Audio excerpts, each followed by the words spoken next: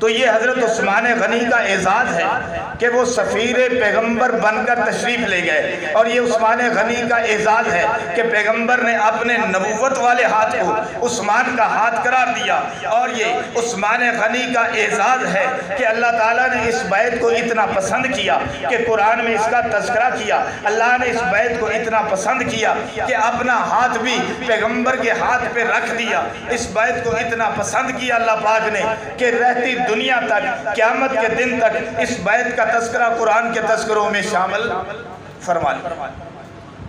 تو یہ حضرت عثمان کی فضیلت ایک بات ہی کی، فضیلتیں تو ہزار ہیں عثمان غنی کی، ایک ایک فضیلت قابل بیان ہے، بلکہ سونے کے پانی سے لکھنے کے قابل ہے۔ یہ اب میرے پاس اتنا وقت نہیں کہ میں پس منظر میں چلا جاؤں، لیکن مختصراً یہ عرض کرتا ہوں کہ یہ کون لوگ تھے؟ یہ سبائی لوگ تھے۔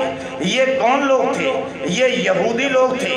یہ کس کا ٹولہ تھا؟ یہ ابن سبا کا ٹولہ تھا۔ یہ جو کون لوگ تھے؟ یہ وہ لوگ تھے جو دور دراز علاقوں سے نئے مسلمان ہوئے تھے اور ابن سبا کی سازشوں میں آ گئے تھے، اس کی جماعت کا حصہ بن گئے تھے۔ یہ کون لوگ تھے؟ یہ وہ لوگ تھے جو کہ اسلام کے دنوں میں، خلافت کے دنوں میں قید و بند کی صحبتیں حاصل کر رہے تھے، لہٰذا انہیں قید و بند سے جب رہائیاں ملی یہ اس جماعت کے اندر شامل ہو گئے۔ اور یہ وقت کون سا تھا؟ جب حضرت عثمان غنی رضی اللہ تعالیٰ عنہ کو شہید کرنے کا انہوں نے پروگرام بنایا۔ یہ وقت تھا حج کے دنوں کا، چنانچہ صحابہ کرام اکثر و بیشتر مدینے سے مکہ حج کرنے کے لیے آ گئے تھے۔ مدینے میں چند سو صحابہ کرام، 150 یا 200 کی تعداد ہوگی، موجود تھے۔ چنانچہ ابن سبا نے یہ وقت چنا کہ مدینے میں صحابہ کرام نہیں ہیں، 150-200 آدمی موجود ہے، لہٰذا اس کام کے لیے مدینے میں فضا ہموار تھی۔ چنانچہ حضرت عثمان غنی رضی اللہ تعالیٰ عنہ جب خطبہ ارشاد فرما رہے تھے، جمعے کا دن تھا، 18 ذی الحجہ تھی، خطبے کے دوران جو ہے وہ باغیوں نے مسجد نبوی میں جو آ کر مسجد نبوی میں مختلف کونوں پہ قبضہ کر لیا۔ پہلے 200 آدمی آیا، پھر اس کے بعد 300 آدمی آیا، پھر اس کے بعد 400 آدمی آیا، 700 آدمیوں نے اندر سے باہر سے مسجد نبوی پر قبضہ جما لیا، اور دوران خطبہ کو ایک ایک آدمی کر کے اٹھا۔ پچھلی مرتبہ بھی میں نے تذکرہ کیا تھا، ایک آدمی آگے بڑھتا ہے اور حضرت عثمان غنی رضی اللہ تعالیٰ عنہ کے ہاتھ کے اندر عصا مبارک ہے، اور یہ کون سا عصا ہے؟ یہ عصا محمدی ہے۔ یہ کون سا عصا ہے جو امام الانبیاء کا عصا ہے؟ یہ کون سا عصا ہے کہ جس کو حضور علیہ السلام نے خطبہ کے دوران استعمال فرمایا ہے؟ یہ کون سا عصا ہے کہ جس کو حضرت ابوبکر صدیق رضی اللہ تعالیٰ عنہ نے خطبہ کے دوران استعمال فرمایا ہے؟ یہ کون سا عصا ہے کہ جس کو حضرت ابوبکر صدیق و عمر نے بھی اور حضرت عثمان غنی رضی اللہ تعالیٰ عنہ کو بھی اس کو کہ یہ عصا رسول ہے اس کو استعمال کرتے ہیں؟ وہ بدبخت باغی آگے بڑھتا ہے اور سب سے پہلے اس عصا محمدی کو پکڑتا ہے اور اس کو توڑ کر پھینک دیتا ہے۔ سب سے پہلے بے حرمتی کی عصا رسول صلی اللہ علیہ وسلم کی، اس سے بڑی اور کیا بدبختی ہوگی؟ خیر، ہر طرف سے آوازہ بلند ہونا شروع ہو گیا۔ یہ لوگ تو اپنی پلاننگ کر کے آئے تھے، یہ لوگ تو پوری سازش تیار کر کے آئے تھے، اپنی جماعت کو انہوں نے تیار کیا تھا، جو میں نے پہلے گنوا دیا کہ کون کون لوگ تھے جو اس میں شامل تھے، خلاصہ بیان کیا۔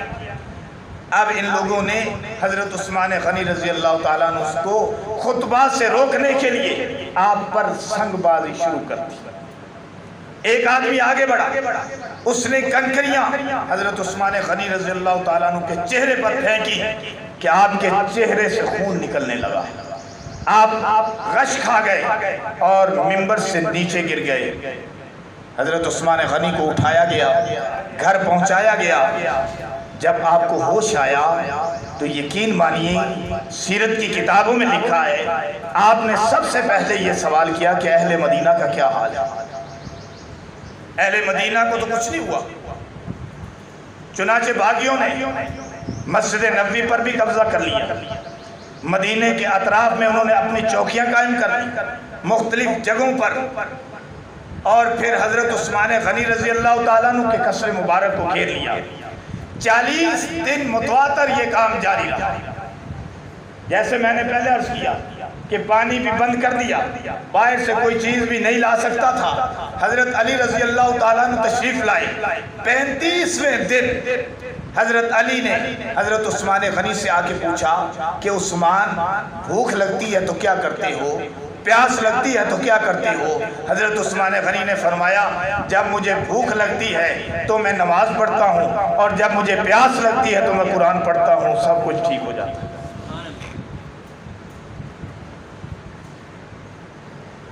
باغیوں نے اپنا کام جاری رکھا، ہر طرف اعلان کر دیے، اپنے گھروں سے کوئی نہ نکلے، عثمان کی مدد کو کوئی نہ آئے۔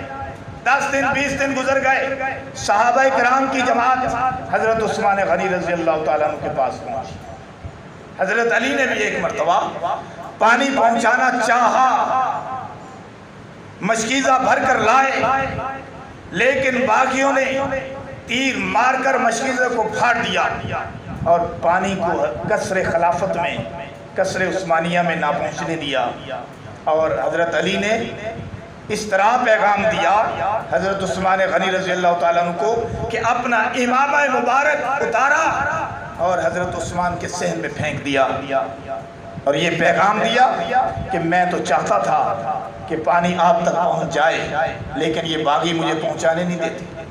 اب آپ سوچ رہے ہو کہ یار ایسا کیا ہوا کہ خلیفہ وقت ہے، 44 لاکھ مربع کلومیٹر پر حکمران ہے، مکہ پہ حکمرانی، مدینہ پہ حکمرانی، قبرص پہ حکمرانی، شام پہ حکمرانی، عراق پہ حکمرانی، ہر طرف آپ کی حکمرانی ہے، ایران پہ حکمرانی ہے، ہر طرف آپ کی حکمرانی ہے۔ کوئی معمولی صدر تو نہیں ہے، کوئی معمولی وزیر اعظم تو نہیں ہے، بہت بڑی ہستی ہے، خلیفہ سوم ہے، داماد رسول ہے، لیکن اس قدر کیا ہوا؟ اتنی بے بسی کا عالم ہے کہ کوئی مدد بھی نہیں کرتا، کوئی ان باغیوں کے ساتھ لڑتا بھی نہیں، کہ جن کی تعداد اتنی زیادہ بھی نہیں، 700-800 کے قریب ان کی تعداد ہے۔ تو پھر کیا ایسی وجہ ہے؟ ایسا پھر کیوں نہیں ہوا کہ ان باغیوں کو پکڑا جاتا، ان کو تہہ دیگ کیا جاتا، ان سے لڑا جاتا، ان کو مار دیا جاتا، ان کو قید کر لیا جاتا، ان کو بھگا دیا جاتا؟ تو اس کا جواب جو آپ کے ذہنوں میں سوال اٹھ رہا ہے وہ یہ ہے کہ حضرت عثمان غنی رضی اللہ تعالیٰ عنہ کے پاس جو لوگ صحابہ کرام موجود تھے، حضرت علی موجود تھے، حسن موجود تھے، حسین موجود تھے، دیگر صحابہ کرام کی اولادیں موجود تھیں، وہ سب مل کر آئے۔ انہوں نے کہا کہ ہم آپ کے سامنے چند تجاویز رکھتے ہیں۔ پہلی بات یہ کہ ہمیں اجازت دیجئے کہ ہم ان باغیوں کے ساتھ جنگ کریں اور ان کا گلا کما کریں۔ آپ تو سوچ رہے ہوں گے نا کہ دیکھو ارطغرل نے کیا کیا کارنامے سر انجام دیا، اور کس طرح وہ لڑا، اور کس طرح اس نے اسلام کے پرچم کو سر بلند کیا، اور کس طرح اپنے کائی قبیلے کو سرخرو کیا، اور کس طرح جو ہے وہ مصر کی سرزمین کو قائم کیا، اور کس طرح خلافت عثمانیہ کا بیج بویا۔ آپ تو یہ سوچتے ہوں گے نا، لیکن دور حاضر میں افغانستان کی طرف بھی دیکھ لیجئے کہ وہ مجاہدین کس طرح 10 سال سے زیادہ عرصہ روس کے خلاف لڑے، 10 سال سے زیادہ عرصہ امریکہ کے خلاف لڑے، اس سے پہلے جاپان اور دوسرے ممالک سے لڑے۔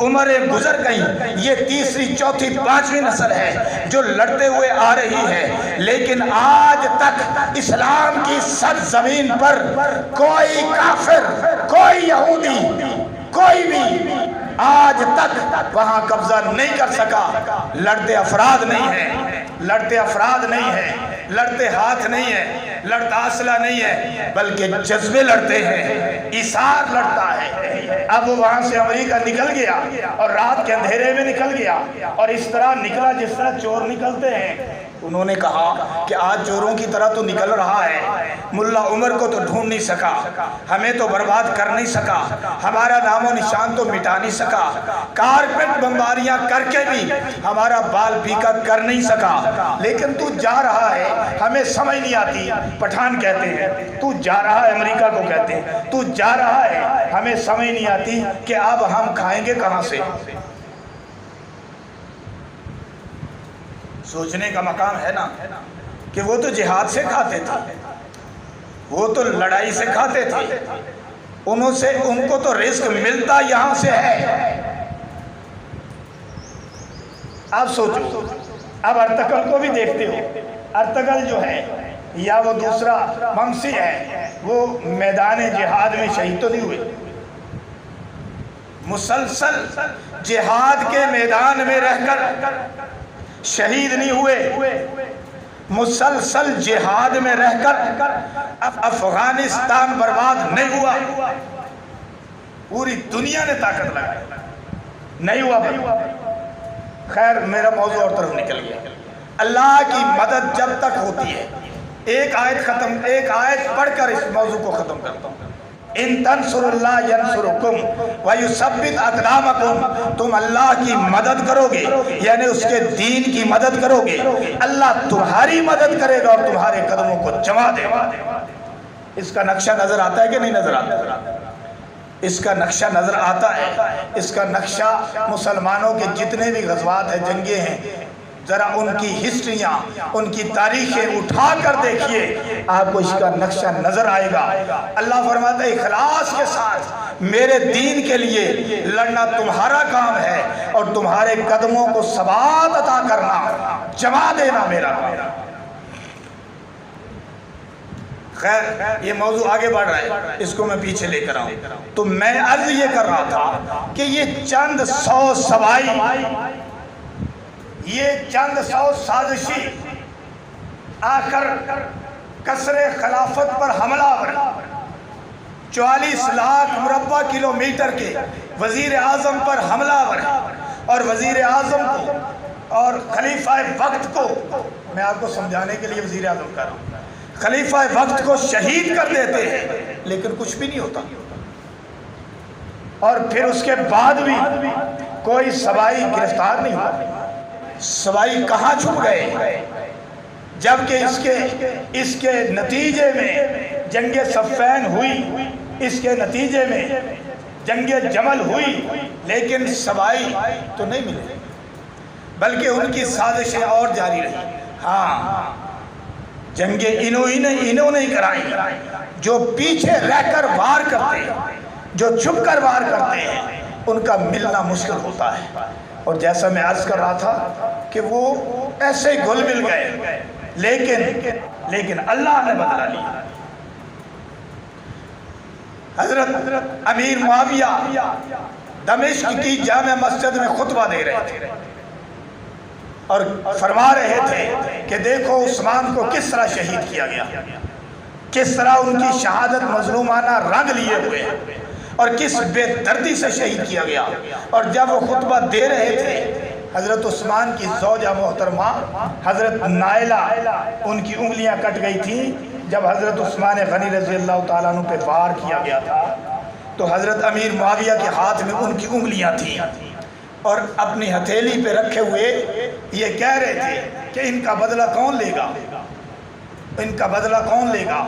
بڑی تعداد میں فقہاء موجود تھے، بڑی تعداد میں مفسرین موجود تھے، بڑی تعداد میں زعماء موجود تھے، محدثین موجود تھے، وہ سب رونے لگے اور انہوں نے کہا کہ جب تک ہم بدلہ نہ لیں آپ ہمیں حکم فرمائیں، اس وقت تک ہم چارپائی پہ نہیں سوئیں گے، اس وقت تک ہم جو ہے وہ جو آٹے سے پکی ہوئی روٹی نہیں کھائیں گے، اس وقت تک ہم جو ہے کنگھی نہیں کریں گے، جب تک ہم ان کا بدلہ، حضرت عثمان کا بدلہ نہیں لے لیتے، آپ حکم تو فرمائیں۔ سب رونے لگے۔ ابھی یہ بیان ختم ہوا تو حضرت ابو موسیٰ اشعری باہر آئے، صحابی رسول، کیا دیکھتے ہیں؟ ایک آدمی ہے کہ جس کے بازو کٹے ہوئے ہیں اور اس کے ہاتھ کٹے ہوئے ہیں اور اس کے پاؤں کٹے ہوئے ہیں اور اس کے جسم میں کیڑے پڑے ہوئے ہیں اور وہ رو رہا ہے، چلا رہا ہے، اس کے قریب کوئی نہیں آتا۔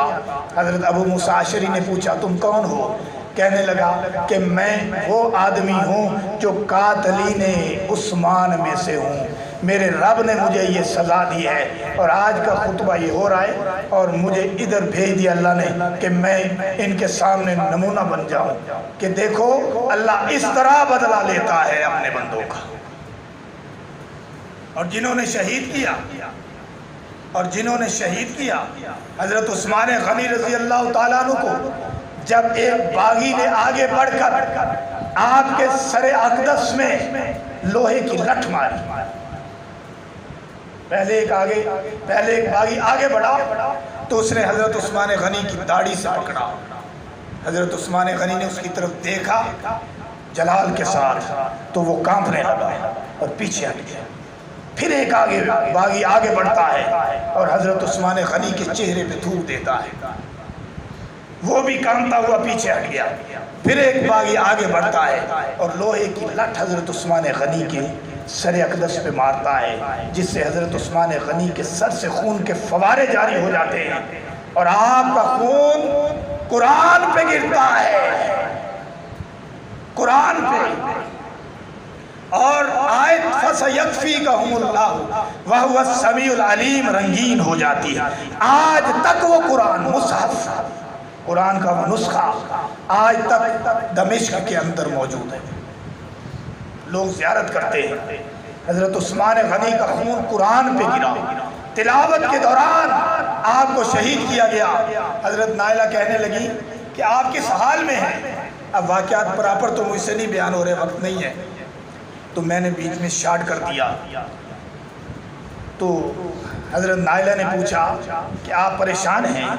حضرت عثمان غنی نے فرمایا نہیں میں پریشان نہیں ہوں بلکہ میں خوش ہوں. فرمایا کس لیے؟ فرمایا کہ میرے رسول محبوب صلی اللہ علیہ وسلم امام الانبیاء میرے خواب میں رات آئے ہیں اور انہوں نے فرمایا ہے کہ عثمان جو تو نے 40 دن سے روزہ رکھا ہوا ہے, 40 دن سے بھوکا اور پیاسا ہے, آج تیری افطاری میرے پاس حوض کوثر پہ ہے. کہو سبحان اللہ. آج تیری افطاری میرے پاس حوض کوثر پہ ہے. چنانچہ حضرت عثمان غنی رضی اللہ تعالیٰ نے فرمایا نائلہ پریشان ہونے کی بات نہیں ہے, آج میں جام شہادت نوش کر جاؤں گا اور افطاری جا کے اپنے پاک پیغمبر محمد عربی کے ساتھ حوض کوثر پہ کروں گا. پتہ تو چل چکا تھا. چنانچہ حضرت عثمان غنی رضی اللہ تعالیٰ عنہ دیواریں پھلانگ کر یہ لوگ آئے اور حضرت عثمان غنی کو شہید کر دیا. قرآن پہ خون گرا. میں عرض یہ کرنا چاہتا ہوں کہ دیکھو شہید تو بڑے ہیں, کسی کا خون زمین پہ گرتا ہے, کسی کا خون منبر پہ گرتا ہے, کسی کا خون محراب میں گرا ہے, کسی کا خون زمین پہ گرا ہے, لیکن عثمان تیرے قربان جاؤں کہ تو جب شہید ہوتا ہے تیرا خون قرآن پہ گرتا ہے. یہ بھی عظیم شہادت ہے. حضرت عثمان غنی مظلوم مدینہ کہلاتے ہیں. بہرحال گرامی قدر سامعین کرام, حضرت عثمان غنی رضی اللہ تعالیٰ عنہ کو 18 ذی الحج کو جمعہ کے دن شہید کر دیا گیا, بے دردی سے شہید کر دیا گیا. لیکن ایک بات یہاں یہ بھی کہنا چاہتا ہوں کہ دیکھیں اسلام کے اندر یہ سازشوں کا ایسا سلسلہ ہے جو سبائی ٹولے نے پیدا کی, جس کا آغاز حضرت عمر کی شہادت سے ہوتا ہے. اور حضرت عمر کی شہادت یکم محرم کو ہے, یاد رکھیے.